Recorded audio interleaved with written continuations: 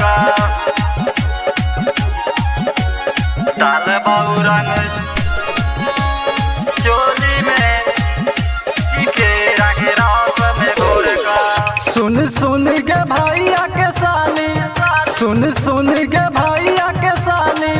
छोड़बौ नहीं होली में कि केला के रस में घोर कर, कि केला के रस में घोर कर डाल बाऊ रंग चोली में कि केरा के रस में घोर कर डाल बाऊ रंग चोली में कि केरा के रस में घोर कर कि केरा के रस में घोर का रस में घोर का डाल बाऊ रंग चोली में कि केरा के रस में घोर का।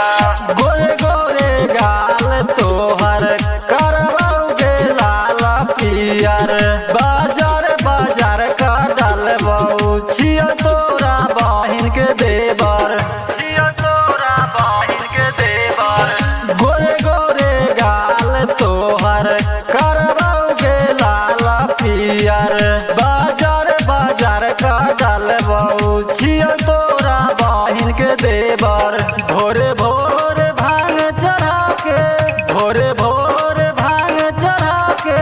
आइबो तोरा टोली में कि केला के रस में घोर कर, कि केला के रस में घोर कर डाल बाऊ रंग चोली में कि केरा के रस में घोर कर डाल बाऊ रंग चोली में कि केरा के रस में घोर कर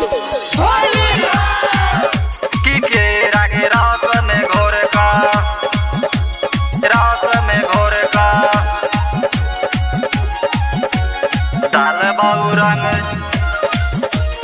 चोली में कि केरा के रस में घोर का। आई बेर नहीं तोरा छोड़बौ रंगाया बीर में घोरबौ दुनू हाथ रगर रगर का गतरे गातर गे रंगबौ, गतरे गातर गे रंगबौ। आई बेर नहीं तोरा छोड़बौ रंगाया बीर में घोरबौ दुनू हाथ रगर रगर का